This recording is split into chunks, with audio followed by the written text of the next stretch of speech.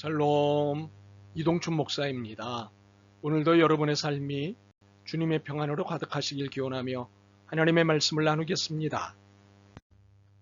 오늘 주시는 말씀은 마태복음 14장 22절에서부터 33절의 말씀입니다.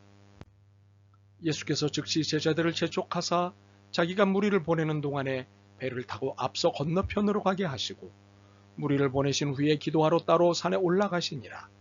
저물매 거기 혼자 계시더니 배가 이미 육지에서 술이나 떠나서 바람이 거스름으로 물결로 말미암아 고난을 당하더라. 밤 사경에 예수께서 바다 위로 걸어서 제자들에게 오시니 제자들이 그가 바다 위로 걸어오심을 보고 놀라 유령이라 하며 무서워하여 소리 지르거늘 예수께서 즉시 이르시되 안심하라 나니 두려워하지 말라. 베드로가 대답하여 이르되 주여 만일 주님이시거든 나를 명하사 물 위로 오라 하소서 하니 오라 하시니 베드로가 배에서 내려 물 위로 걸어서 예수께로 가되 바람을 보고 무서워 빠져가는지라 소리질러 이르되 주여 나를 구원하소서 하니 예수께서 즉시 손을 내밀어 그를 붙잡으시며 이르시되 믿음이 작은 자여 왜 의심하였느냐 하시고 배에 함께 오르매 바람이 그치는지라. 배에 있는 사람들이 예수께 절하며 이르되 진실로 하나님의 아들이로소이다 하더라. 아멘. 마태복음 14장 22절부터 33절 말씀을 본문으로 믿음을 다시 배웁니다 라는 제목으로 말씀을 나누도록 하겠습니다. 예수님께서 제자들을 서둘러 건너편으로 가게 하신 이유는 다각도로 추측할 수 있습니다. 그러나 가장 설득력 있는 추측은 기도가 필요하셨기 때문입니다. 22절과 23절입니다. 예수께서 즉시 제자들을 재촉하사 자기가 무리를 보내는 동안에 배를 타고 앞서 건너편으로 가게 하시고 무리를 보내신 후에 기도하러 따로 산에 올라가시니라. 저물매 거기 혼자 계시더니. 예수님은 하나님이심에도 기도하셨습니다. 기회가 닿을 때마다 기도하셨습니다. 그리고 시간을 만들어서 기도하셨습니다. 기도가 우선순위셨습니다. 그러니 기도 안 하는 예수님의 제자는 곤란합니다. 예수님의 제자는 기도의 사람이어야 합니다. 기도는 믿음의 척도입니다. 예수님이 무엇을 두고 이렇게 혼자 깊은 기도의 시간을 가지셨는지는 알 수 없습니다. 그렇지만 기도가 절실하셨던 것은 사실로 보입니다. 그런데 이렇게 기도하고 계시는 중에 일이 하나 벌어졌습니다. 배를 타고 건너편으로 가던 제자들이 심한 풍랑을 만나 큰 위험에 처한 것입니다. 24절입니다. 배가 이미 육지에서 술이나 떠나서 바람이 거스름으로 물결로 말미암아 고난을 당하더라. 이렇게 풍랑의 위협을 만났지만 가까이에는 이들을 도와줄 누구도 없었습니다. 이들은 심리적 붕괴에 빠졌습니다. 이대로 죽는가? 또는 예수님은 하필 또는 예수님이 계셨다면 등등의 생각을 했을 것입니다. 물론 생각만 하지 않고 기도하는 제자도 있었을 것입니다. 그러나 이들은 한결같이 공포에 떨고 있었습니다. 이때 예수님이 이들에게 오셨습니다. 그런데 물 위를 걸어오셨습니다. 그러자 위협적인 풍랑으로 공포에 떨고 있던 제자들이 또 다른 공포를 덧입었습니다. 25절과 26절입니다. 밤 사경에 예수께서 바다 위로 걸어서 제자들에게 오시니 제자들이 그가 바다 위로 걸어오심을 보고 놀라 유령이라 하며 무서워하여 소리 지르거늘. 제자들은 풍랑의 공포에다 유령의 공포를 덧입자 난리가 났습니다. 그래서 소리를 지른 것입니다. 인생이 이렇습니다. 엎친 데 덮치는 일들이 생기는 것이 인생입니다. 그래서 소원하는 평안과는 점점 거리가 먼 인생이 펼쳐집니다. 그러니 소리를 지르고픈 감정이 생깁니다. 그러므로 우리는 서로의 이러한 인생을 이해해야 합니다. 이렇게 극한의 공포에 질려있는 제자들에게 예수님이 해주신 말씀은 너무도 행복한 말씀이었습니다. 안심하라. 나니 두려워하지 말라. 여기서 안심하라는 말씀도 행복하고 두려워하지 말라는 말씀도 행복하지만 나다 라는 말씀은 최고의 행복 메시지입니다. 그렇습니다. 나다. 이 말씀보다 우리를 안심시키는 말씀이 있을까요? 이 말씀보다 우리를 두려움에서 벗어나게 하는 말씀이 있을까요? 없습니다. 이 말씀이 귀와 영혼에 들려올 때 믿음이 커집니다. 예수님이 내 삶에 계신다는 사실은 그 어느 사실보다도 행복한 사실이기 때문입니다.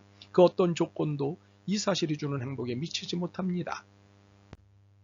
그러므로 나다는 말씀은 믿음을 일으킵니다. 베드로가 보여주는 대로입니다. 28절입니다. 베드로가 대답하여 이르되 주여 만일 주님이시거든 나를 명하사 물 위로 오라 하소서 하니, 물론 베드로에게 촉발된 것이 믿음이 아니고 의심이라고 이해하는 분들이 있습니다. 물에 빠진 것을 두고 말입니다. 그러나 이러한 이해는 31절을 읽기 전에는 가능하지만 읽고 난 뒤에는 수정이 필요합니다. 예수께서 즉시 손을 내밀어 그를 붙잡으시며 이르시되 믿음이 작은 자여 왜 의심하였느냐 하시고, 예수님의 말씀에 따르면 베드로가 믿음이 작았던 것이지 믿음이 없었던 것이 아닙니다. 그의 작은 믿음이 의심을 일으킨 것입니다. 그렇지만 그것은 의심이라기보다는 믿음이 작아서 일어난 두려움이었습니다. 사실 작은 믿음으로도 엄청난 일을 일으킬 수 있다고 말씀하신 예수님이십니다.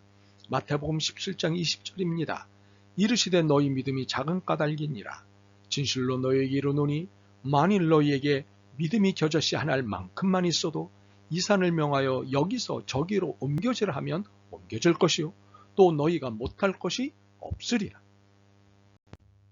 예수님의 말씀에 따르면 믿음이 작은 것이 문제이긴 하지만 겨자씨 한 알만한 믿음으로도 엄청난 역사를 일으킬 수 있다는 것입니다. 그래서 헷갈립니다. 믿음이 작은 것이 문제인데 작은 믿음으로도 큰 일을 일으킬 수 있다고 하시니 말입니다. 도대체 무슨 말씀을 하신 것일까요? 이는 믿음의 크기를 말씀하신 것이 아닙니다. 믿음의 진정성의 여부를 말씀하신 것입니다. 믿음은 진정성이지 호기가 아니라는 말씀입니다. 호기란 거더럭거리는 기운, 거만스럽게 잘난 체하며 자꾸 버릇없이 구는 태도를 말합니다. 우리는 이런 태도를 소위 은사집회, 부흥집회를 한다는 분들에게서 어렵지 않게 볼 수 있습니다. 허풍과 건방짐으로 가득한 태도로 믿음을 이야기하는 그들에게 믿음의 진정성은 없습니다. 믿음 장사꾼인가 하는 생각이 들 뿐입니다.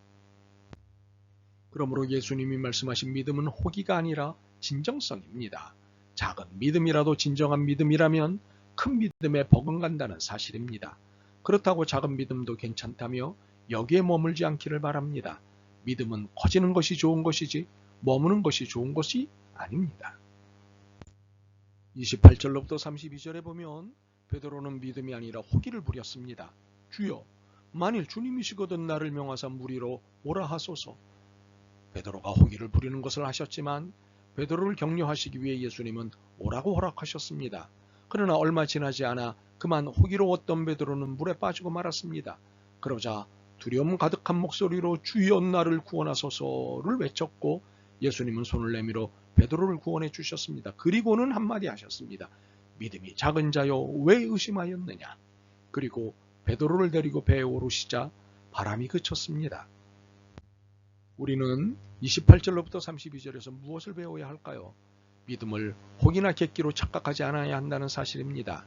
믿음은 주님의 영광을 위해 사용되는 것이지 얼마나 큰 믿음을 보유하고 있는지를 드러내는 것에 있지 않다는 것입니다. 그러므로 주님처럼 물 위를 걷겠다든지 독사를 만져도 물리지 않을 것이라는 태도는 믿음이 아니라 호기이고 객기에 불과합니다. 만약 주님의 영광을 위해 필요하다면 이렇게 하실 것입니다. 그러나 약장서가 약을 펴려고 각종 묘기를 부리듯 시도 때도 없이 이런 일을 일으키시는 예수님이 아니십니다. 그러므로 우리는 이런 것에 관심을 두기보다는 위대하신 예수님이 구원자이심을 놓치지 않는 믿음을 키워야 합니다. 32절로부터 33절입니다. 배에 함께 오름에 바람이 그치는지라 배에 있는 사람들이 예수께 절하며 이르되 진실로 하나님의 아들이로소이다 하더라. 바람이 그친 때는 예수님이 배에 오르셨을 때입니다. 그렇습니다. 믿음이란 내가 바람을 그치게 하는 것이 아니라 바람을 그치게 하시는 예수님이 내 배에 오르시기를 기다리는 것입니다. 내가 무엇을 할 수 있게 하는 것이 믿음이 아닙니다. 믿음은 예수님이 구원이심을 고백하는 것이고 예수님이 내 배에 승선하시는 것입니다. 그러면 만사오케이입니다. 이것이 큰 믿음입니다. 그러므로 이제부터 우리가 보일 믿음은 내 인생의 배에 오르신 예수님께 절하며 하나님의 아들이심을 고백하는 것입니다. 이것이 믿음이고 믿음의 행위이기 때문입니다. 바라기는 내가 무엇을 하는 것이 아니라 주님이 일하시는 여러분의 삶이길 소망합니다. 더 나아가 여러분의 삶이 아닌 주님의 삶이길 소망합니다.